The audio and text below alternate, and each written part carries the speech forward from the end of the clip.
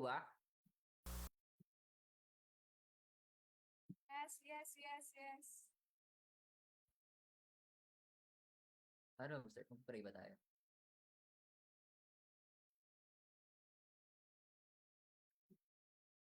Pray po tayo. Hallelujah, Lord. Salamat po sa oras po na ito na muli, Lord. Tuturuan niyo po kami, Lord God. Tungkol po, Lord God, sa iyong kingdom. Panginoon po. Pray, Lord God, sa lahat po ng aming ah pag-aaralan, Lord. Magiging open lang po kami. Matututunan po namin ito, Lord God, ng lubos, Panginoon. Wala pong masasayang, Panginoon. Pray, Lord God, for clarity, Panginoon. Maging malinaw po, Lord God, yung aming discussion, Panginoon. Maging Lord God sa bawat makikinig, Lord. Pray, Lord God, magiging malinaw din po, Lord God, sa kanila. Maintindihan po ng maayos, Lord.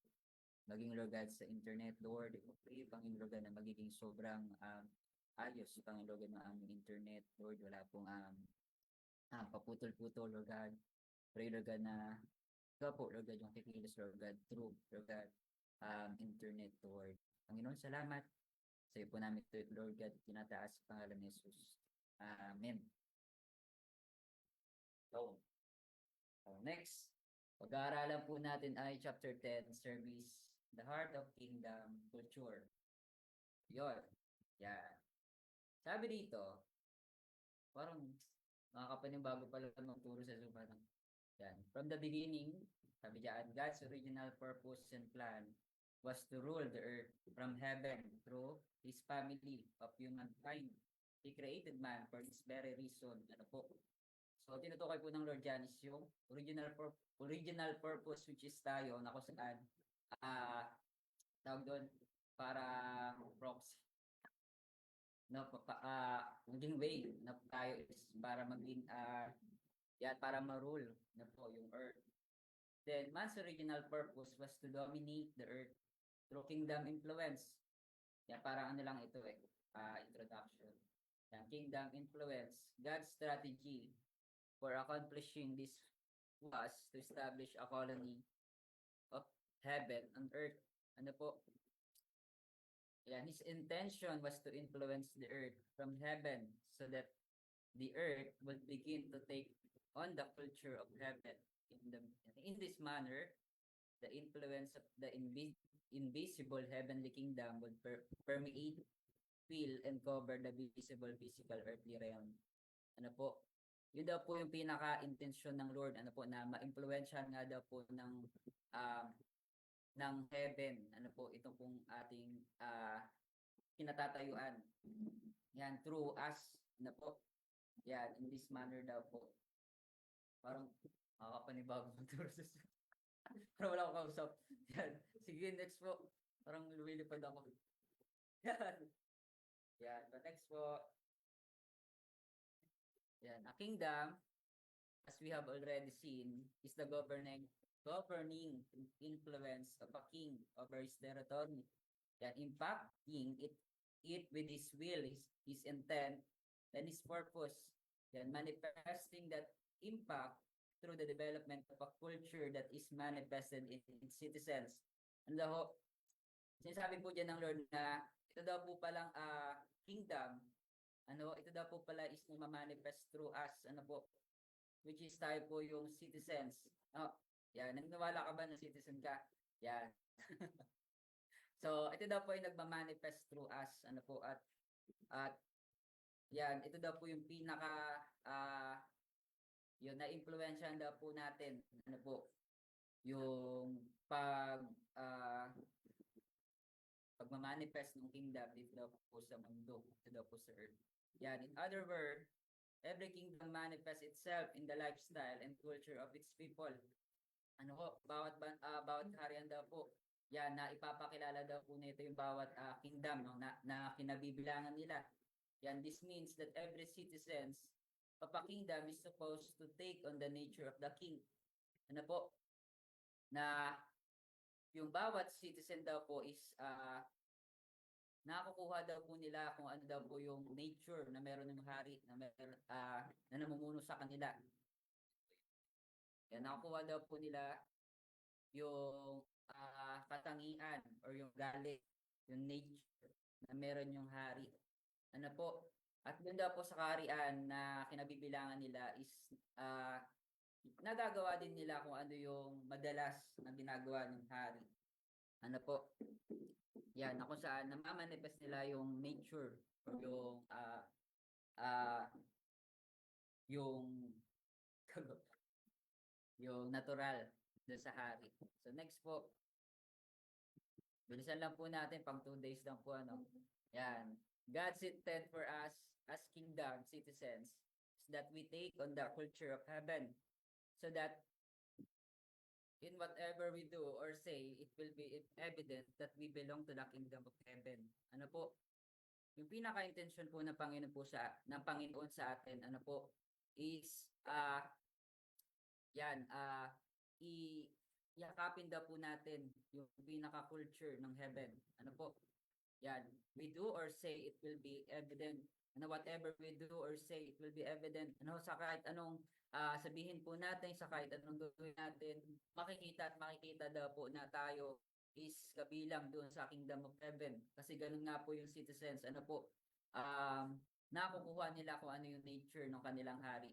So that is why we don't use foul language. Ano po? Kaya daw pala hindi tayo gumagamit ng mga salita na hindi naman akma, hindi naman dapat natin na sinasabi na po. Hindi naman natin dapat na binibigkas. Yan. Or lie, no? Dahil daw po tayo citizen ng kingdom of the heaven, ano, and one of the nature of the king is truth. Siya po ay katotohanan. So, ito pong lies hindi po dapat nakikita sa atin. No, or cheat.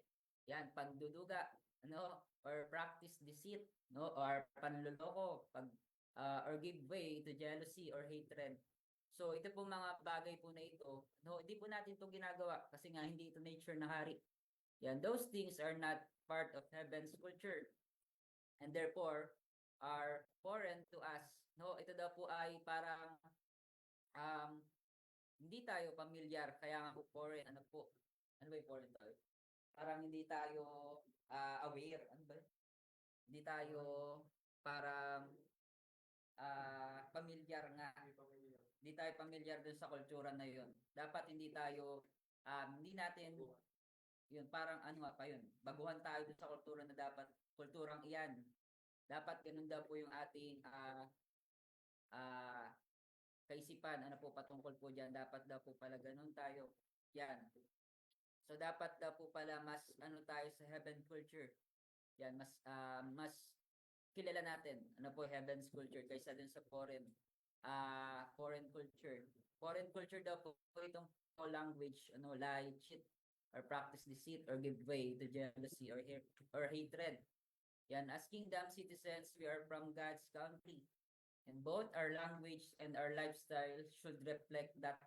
No, sabi na po doon, dahil tayo po ay citizen ng kaharian ng Panginoon, dapat nakikita daw po sa pananalita natin at sa pamumuhay natin yung pagiging citizen meron tayo. No?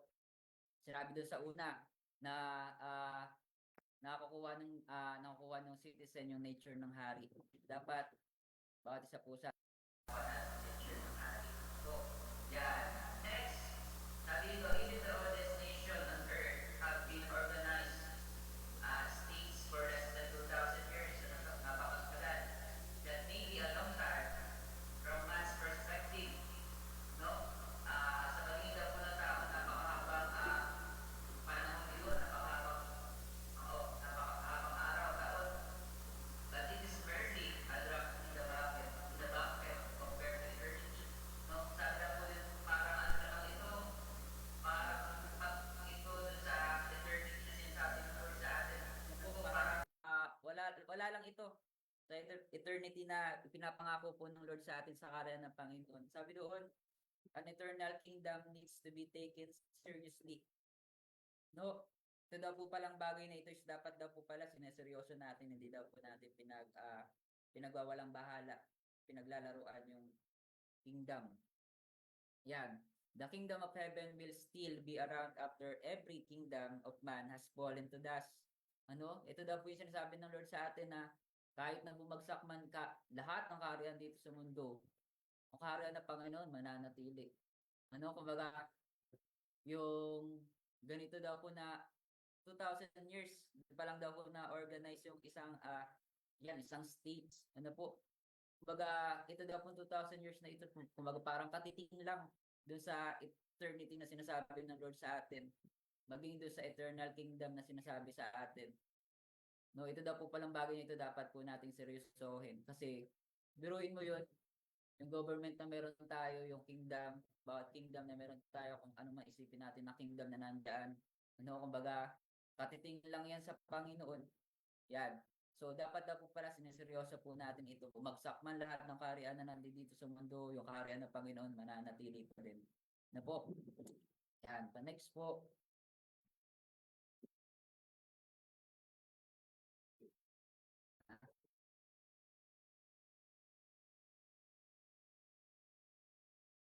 Yan. God's kingdom will endure from generation to generation. No? Sabi dito, ang kaharian ng Panginoon, mananatili yan, generation to generation. Yan, this means that there is a place in the kingdom not only for us, but also for our children, grandchildren, great-grandchildren, and all other generation of our descendants until the end of time. No, hanggat di pa dumarating ang Lord, di pa dumarating ang Lord. Ano? Aabutin pa yan ng mga, magkakapo po pala ako, brothers. Sabi, magkakapo po pala ako. Magkakapo ko pala si Christian. Yan. Kuya Jel, magkakaapo pa pala. Grandchildren pa nga eh. Apo sa tuhod eh. No? Umaga. Hindi ko uling ano. Ayan. So, sabi daw po doon, alam po yung kaharian ng Panginoon, mananatili. Mananatili. Bumagsak man lahat ng kaharian dito sa mundo, mananatili. Sabi dyan, generation of our descendants. Now, if the kingdom dies, with us as far as our family is concerned, then we will have failed our king. God is always looking for more citizens for his kingdom. And if we fail in our generation, we will introduce future generation to the kingdom. Ano kung tayo daw po, di natin magawa o di natin nagawa yung tungkulin natin bilang isang citizens, di natin naipasa yung kingdom sa next generation. Ano po? Sino daw po ang magtutuloy? Ano po? Sino daw po ang magtutuloy nga? Yan. So, God is always looking for more citizens for His kingdom. Kaya, ayun nga, sinasabi ng Lord sa atin na yung dapat maibahagi natin sa iba yung kingdom na sinasabi ng Lord sa atin. And if we fail in our generation, we will introduce future generation to the kingdom. Pag tayo is bumagsak, sino magbabahagi sa next generation? Ano? Yan. Pa-next nga po.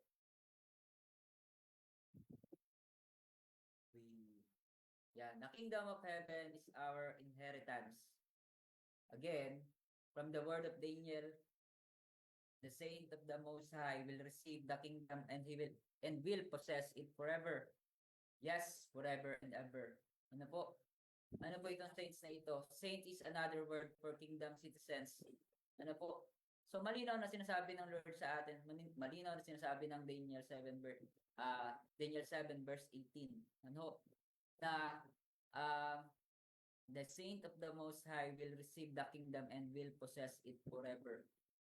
Ano, ito daw pong saint ito daw po another term or another word for kingdom citizens. At dahil tayo po ay kingdom citizens, ano po, malinaw daw po yan ang sinasabi na we will possess it forever. We are destined to possess the kingdom that Jesus Christ came to earth to announce and establish. Ano po, tayo daw po ay itinakda na makuha or matanggap yung kaharian na ibinibigay ng Lord sa atin. Simula nung siya po ay dumating, ano po, nag-establish, nag-announce sa atin na ito yung kingdom, tanggapin natin. Ano po? Yan, paki-next po. PowerPoint slide. Sunday School 1, PowerPoint. Yan, as I have mentioned before, Christ did not bring a religion but a kingdom, a royal government. Christianity is a religion, which is why it doesn't work. Hindi, ano po? Christianity pala is a religion.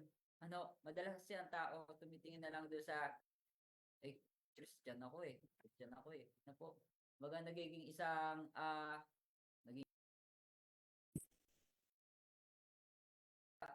nagiging religion na lang. So, sabi na po doon, ang pinadala ng Lord sa atin is a kingdom, a royal government. Ano, kaya daw po, di nag-work kasi naging religion. Na po, you can practice a religion but you can practice citizenship. Pwede mo daw pong uh, pag-practicean na maging religion, pero di mo daw po pwedeng uh, at the same time daw po, di mo pwedeng gawin na, di ka daw po pwedeng makapag-practice bilang isang citizen. Ano? This is why some folks are good on Sunday and a mess on Monday. O kaya daw po pala meron ibang tao na pagdating ng linggo, doon lang magaling. Pagdating ng linggo, doon lang magaling. Pagdating ng linggo, doon lang masipag. Pagdating ng linggo, doon lang mabait. Pagdating ng Monday, kanya-kanya na. Kanya-kanya na. Tapos ng pagpapanggap. Tapos na ang pagpapanggap. Kumbaga, religion eh. Ganun po ang religion eh. Kumbaga, Sunday, mabuting tao. Mabuting tao pag linggo. Pero pag Monday to Saturday, iba na siya. Hindi na siya sa mundong tao. Sa mundong ano na siya. So they are practicing religion. Ano po? Yung ganun daw po palang tao, kapag sa linggo lang daw po siya matino, pagdating ng Monday, hindi. Religion daw po yung ginagawa niya. So, but you can practice citizenship. Hindi mo daw po pwedeng ma-practice at the same time pagiging citizen ng langit. Pag ganun daw yung nangyayari, Sunday ka lang born again. Sunday ka lang sa Panginoon. Sunday ka lang nasa kingdom ng Panginoon. Ano po?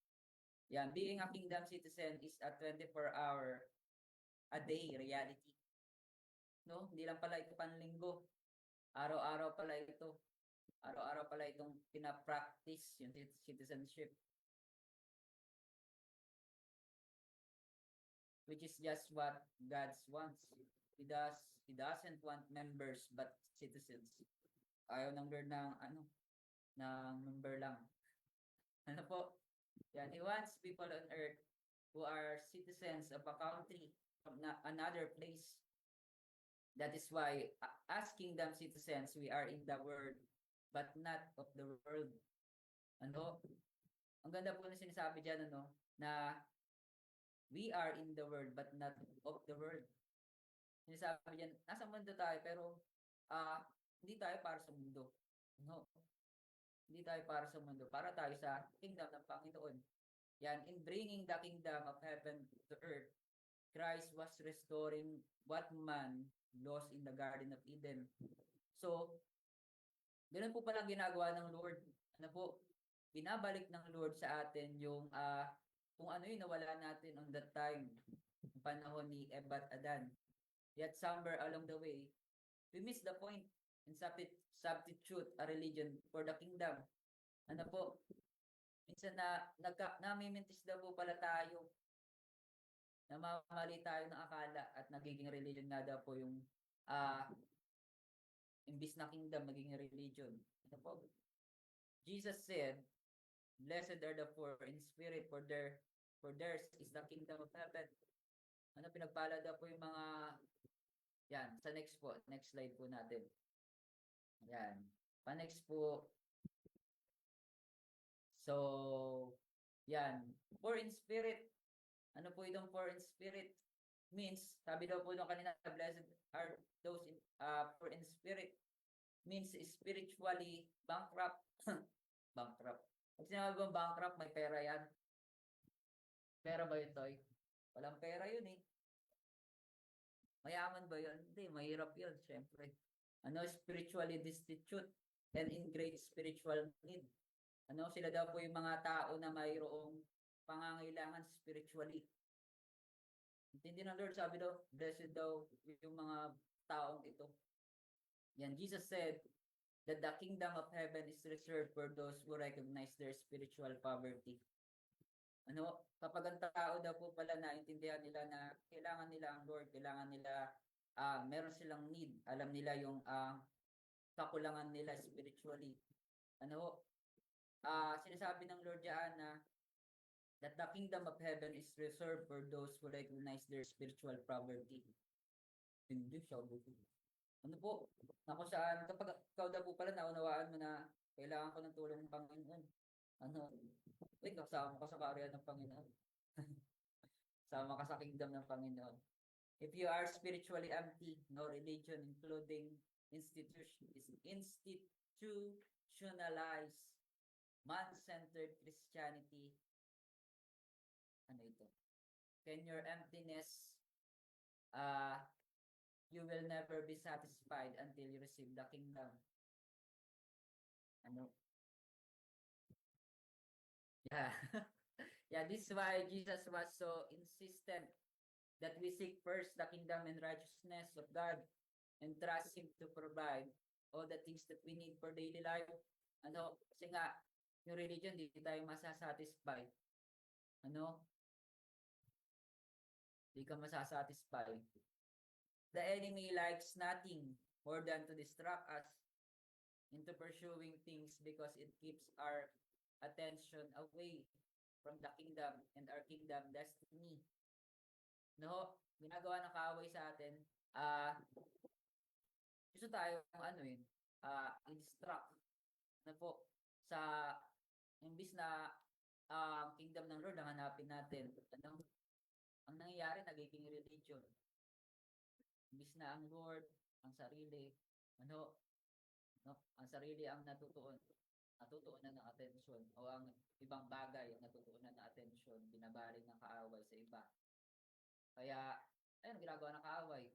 Hindi natin nakukuha yung destiny na dapat na inalalagyan natin. You know? So, next po.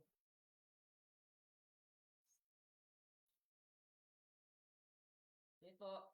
Yeah, the kingdom of heaven has a distinctive culture. Ano?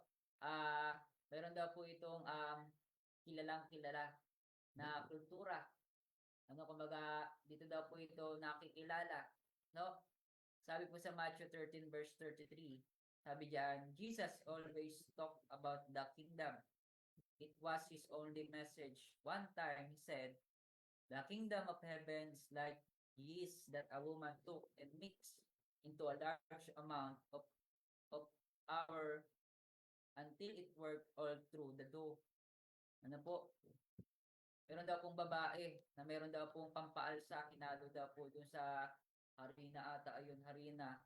Hanggang sa umalsa daw po lahat at naging lipid. Ano po? Sabi daw po diyan,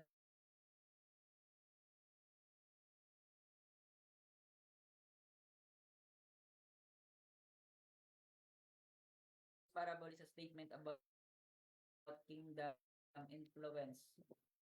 Na ito daw pong parable na ito patungkol daw po ito dun sa paglago, pag-impluwensya ng kingdom. Yung pampalsa para siyang harina din eh. Pag mo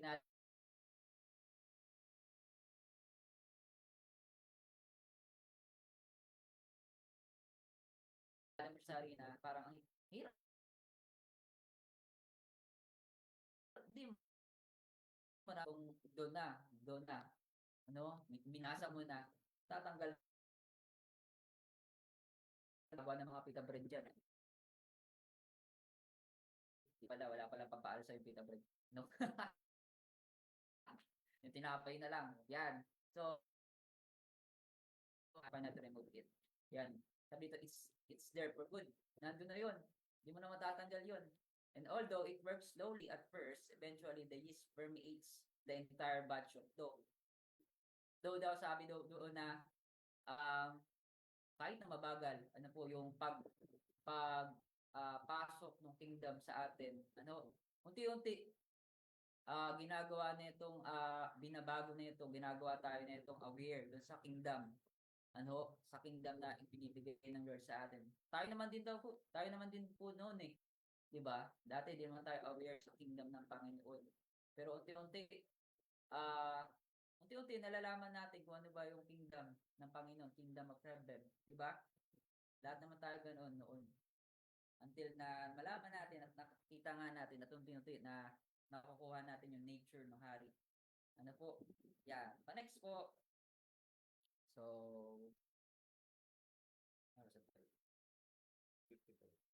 in the same way, now that the kingdom of heaven is on earth, it will never depart.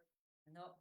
Katulad daw po noon, dahil daw po karaan ng Panginoon sa mundo na, hindi na to alis. Like His, the kingdom is growing and will continue to grow until it thoroughly covers and saturates the earth. Ang ganda. So, sabi na po doon, patuloy na lalago hanggang sa masaturate or makuha niya na yung buong mundo, buong earth. Although human government come and go, the government of God will last forever. His kingdom is eternal. No, ang ganda po sabi ng Lord na yung mga government na meron tayo, pwedeng lumipas, pwedeng mawala, pero yung karaan ng Panginoon mananatili. Ano ho? At sabi daw po din hanggang sa masaturate neto yung buong mundo. Ganun daw po siya, para daw po siyang yeast na inilagay dun sa do. Hanggang sa masaturate niya yung buong mundo. Hanggang sa maging isa siyang even. Yun, parable of the living bread yun. So next po.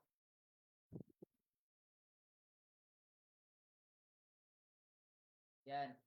The presence of the kingdom of heaven on earth divides all the people on earth into two groups. Those who are kingdom citizen and those who are not. Ano, meron daw pong dalawa. Yan, the presence of the kingdom of heaven on earth divides all the peoples on earth into two groups. Ano, yung kingdom of heaven daw po, na yung presence ng kingdom of heaven sa mundo, yan, nagkakaroon daw po ng na-divide yung people on earth into two groups. Those who are kingdom citizens and those who are not. Yung mga tao na kabilang doon sa kingdom or naroroon sa kingdom at yung mga tao na wala pa sa kingdom. And this is a critical distinction. Ano? Our purpose as kingdom citizen is to work with the king to increase the size of the first group and decrease the size of the second group. Ano, yun daw po yung pinaka purpose of the kingdom citizens.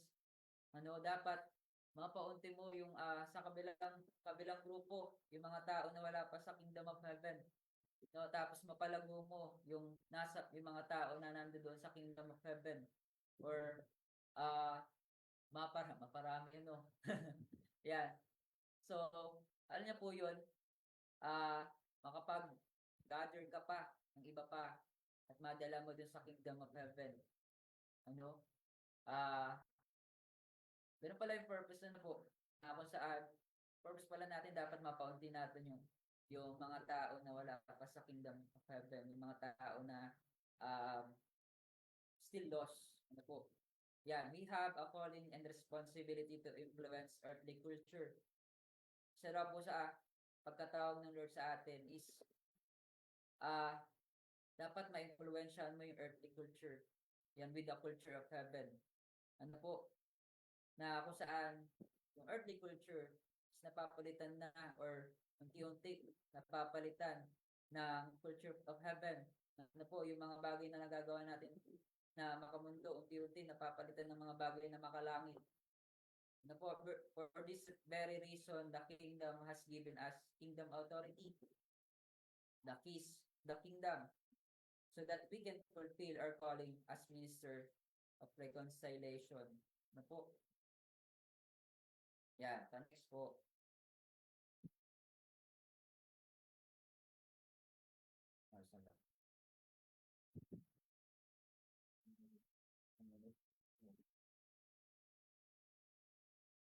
Next po.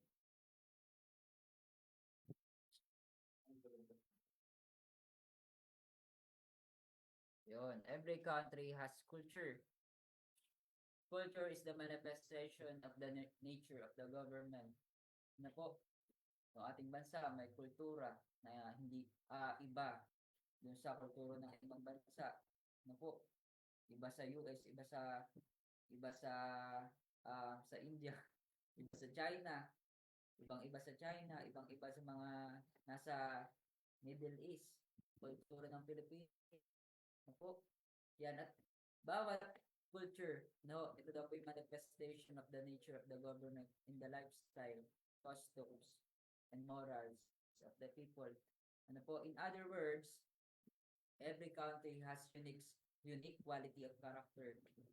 Bawat bansa may iba't ibang qualities ng character, costumes, traditions, and social norms that distinguish it from other countries. Ano ho, baga, yun yung uniqueness niya, doon mo siya nakikilala. Ano po, ano ba yung mga, ano ba yung mga tao na China, kilala mo pag Chinese eh. Diba? Kilala mo pag, ay, nakalive pala tayo. Kilala mo pag Chinese yung isang tao. Diba? Ma-distinguish mo. Ito. Oh, ito, papaswerte. Joke lang po. Yan. In practical terms, this means that when you enter the kingdom of heaven through the new birth in Christ, you become a kingdom citizens, and the culture of the kingdom should begin to manifest in your life, your speech, and your behavior. Po, simula nung tayo naging born again, nakilala natin ng Lord, tinanggap natin siya sa ating puso, tinanggap natin siya sa ating buhay. Ano po, dapat daw, doon na nag-uumpisa na po sa pananalita, sa paggalaw natin, sa pagkilos natin, nakikita yung pagiging kingdom citizen natin, kingdom people. Yan. So, next po.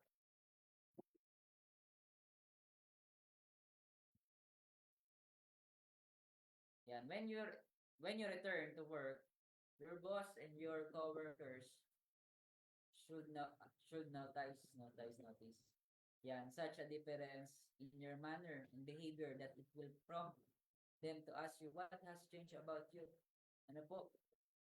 Saan daw magugulat na lang daw yung mga katrabaho mo, yung amo mo, or yung mga nandoon sa workplace mo na, uy, may nagbago dito. Yun mo daw yun daw yung pag-uumpisa ng pag-manifest ng kingdom sa iyo. Parang nagbago itong si ano.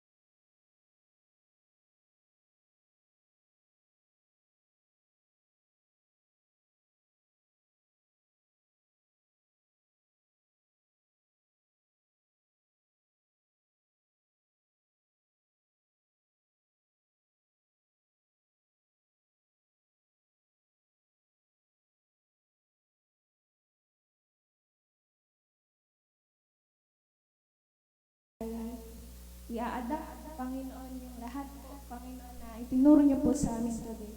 Salamat po, Panginoon, sa buhay ni Brother Chris at magamit niyo pa po siya, Panginoon, sa inyong plano for your kingdom. We love you po, Abba Father, in Jesus' name.